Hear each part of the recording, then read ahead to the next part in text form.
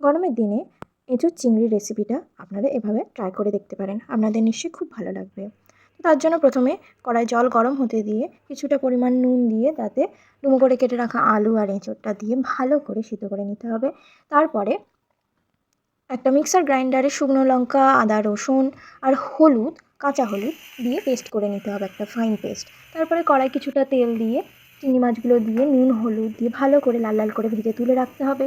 তারপরে ওই কড়াতেই আর কিছুটা তেল দিয়ে একটা তেজপাতা আর শুকনো লঙ্কা দিয়ে পুরো ঝিরিঝিরি করে কেটে রাখা পেঁয়াজগুলো দিয়ে ভালো করে নাড়াচাড়া করে তাতে পরিমাণ মতো নুন দিয়ে দিতে হবে।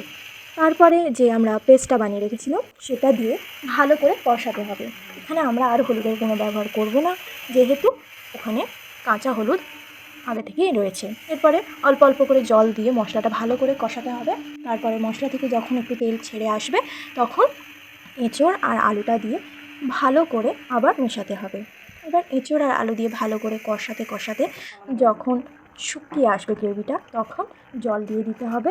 তারপরে উপর থেকে ভেজে রাখা চিংড়ি মাছগুলো দিয়ে আবার ভালো করে নাড়াচাড়া করতে হবে।